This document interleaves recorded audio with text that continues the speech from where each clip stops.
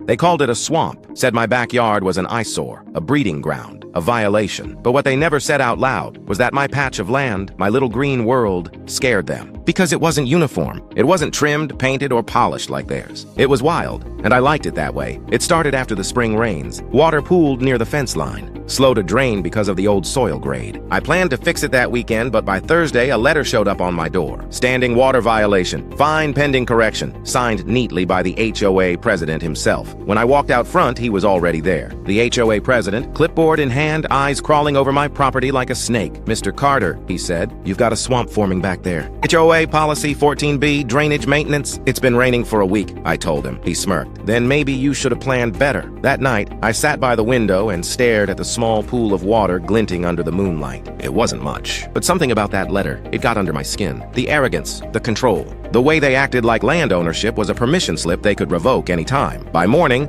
I'd made up my mind. If they wanted to call it a swamp, I'd give them something worth the name. I rented an excavator. The neighbors watched from behind curtains as I began digging. Deeper, wider, shaping the soft earth into a smooth oval. Every scoop of dirt was a release. By day 2, the HOA sent another notice. Unauthorized landscaping. By day 3, the president returned, red-faced. "What the hell are you doing, Carter?" "Fixing drainage," I said, straight-faced. When the county inspector, clipboard ready, I smiled. "Just creating a decorative retention pond," I told him. "Permits filed yesterday." He flipped through his forms, nodded, and said, "Perfectly legal as long as it's landscaped." That weekend, I added gravel around the edge, solar lights along the path, and a small wooden bench I'd built years ago with my dad. I stocked the pond with koi fish and lilies. The smell of earth and water mixed in the morning air, and for the first time in months, I felt peace, but the HOA didn't. They tried everything: noise complaints, drainage assessments, even a safety review. Each one failed. Every time I met them with paperwork, patience, and a polite smile. 2 months later, the same president who fined me for standing water stood at the edge of my lakefront, jaw clenched. Behind him, kids from the neighborhood tossed breadcrumbs to the fish. "You turned this into a tourist spot," he hissed. "No," I said. "You did, because what they'd called a swamp had become the centerpiece of the block. Families walked around it at sunset. Couples sat on the benches. I even installed a small sign, Lake Carter, established by complaint. When I hosted a weekend picnic for everyone but the HOA board, the laughter echoed through the street like victory bells.